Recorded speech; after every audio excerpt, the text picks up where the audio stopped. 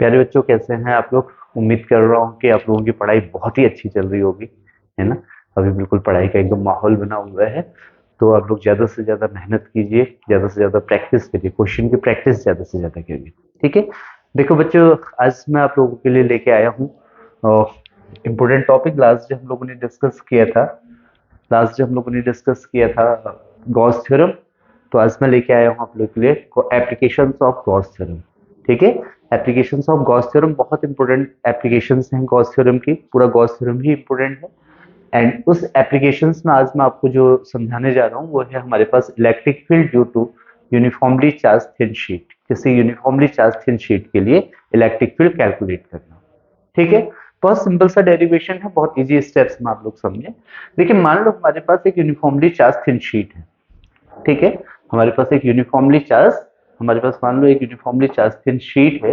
ये एक शीट हम मान लेते हैं, इस तरीके से ले लेते हैं। ये हमारे पास एक यूनिफॉर्मली चार्ज शीट, ये एक शीट है, ये एक शीट है। क्लियर हो गया? कैसी है ये? यूनिफॉर्मली चार्ज है, यूनिफॉर्मली चार्ज, इस पे एक समान चार्ज है, यूनिफॉर्म है, यूनिफॉर्मली चार्ज शीट है। ठीक है। अब इस शीट से कोई किसी डिस्टेंस पर हमारे पास एक कोई पॉइंट पी है। एक शीट से किसी आर डिस्टेंस मान लेते हैं थोड़ी देर के लिए, किसी डिस्टेंस पर हमारे पास एक पॉइंट है पी। और हमसे कहा जा रहा है कि आप इस पॉइंट पी पर इलेक्ट्रिक फील्ड निकाल के दिखाइए। क्लियर हो गया? तो हमेशा ध्यान रखना, आप इस तरीके से एज्यूम कर लें। मान लो ये हमारे पास इस शीट, ये यूनिफॉर्मली चार्ज शीट है। इस शीट से ये कोई पॉइंट है, इस पॉइंट पर हमें क्या निकालना है? इलेक्ट्रिक फील्ड निकालना है। ठीक है। तो जब भी आपको यूनिफॉर्म चार्ज डिस्ट्रीब्यूशन के लिए इलेक्ट्रिक फील्ड निकालना होता है तो उसके लिए हमें एक गॉसियन सरफेस एज्यूम करनी पड़ती है। क्लियर हो गया?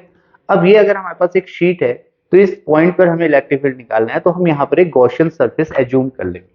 तो इस पी से पास होने वाली एक गॉसियन सरफेस हम एज्यूम कर लेंगे। तो सरफेस कैसे होगी? आप देखिए इस तरीके से, ऐसे एक सरफेस ले लेंगे। उस सरफेस का एक फेस कहां पर होगा? यहाँ पर देखो, ये पी पॉइंट, जहां पर एक पॉइंट पी है, एक पॉइंट उसका सरफेस का कहां पर होगा? जिस पॉइंट पर हमें इलेक्ट्रिक फील्ड निकालना है। क्लियर हो गया? तो इस तरीके से आप समझ सकते हैं, जैसे शीट है तो इस शीट के चारों तरफ हमने एक सिलेंड्रिकल ऐसे एज्यूम कर लिया, ऐसे। आप समझ पा रहे हो?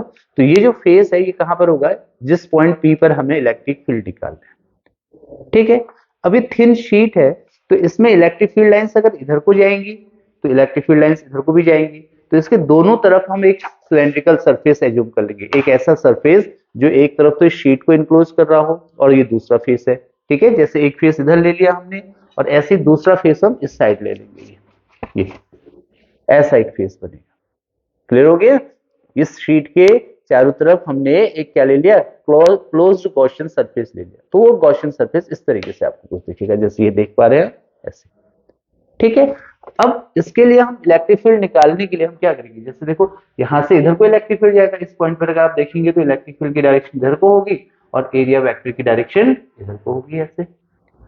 ठीक है।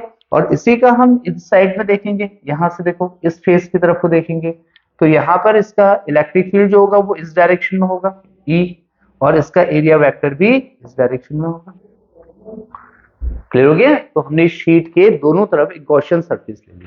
देखो बच्चों, अगर मैं बात करूं इस राइट फेस से पास होने वाले फ्लक्स की, तो flux passing through a right face, इस फेस से कितना फ्लक्स पास होगा?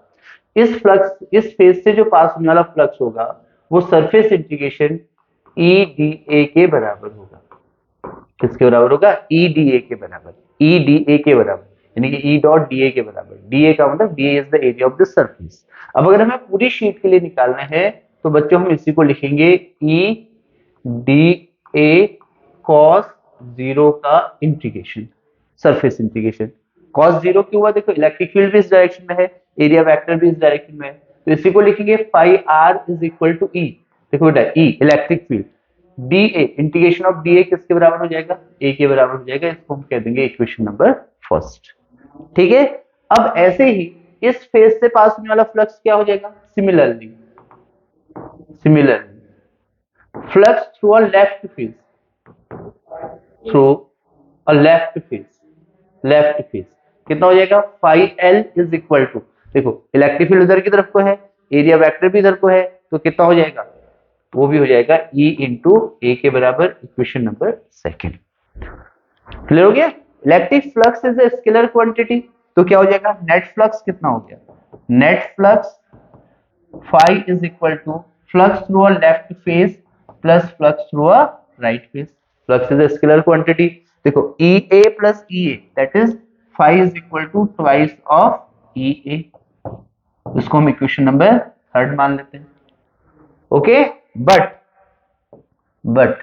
According to the Gauss theorem, according to the Gauss theorem flux कितना होता है, phi is equal to 1 upon epsilon not times of Q के बराबर होता है। ठीक है, गॉस थ्योरम के अकॉर्डिंग फ्लक्स कितना होता है, phi is equal to 1 upon epsilon not times of Q के बराबर होता है।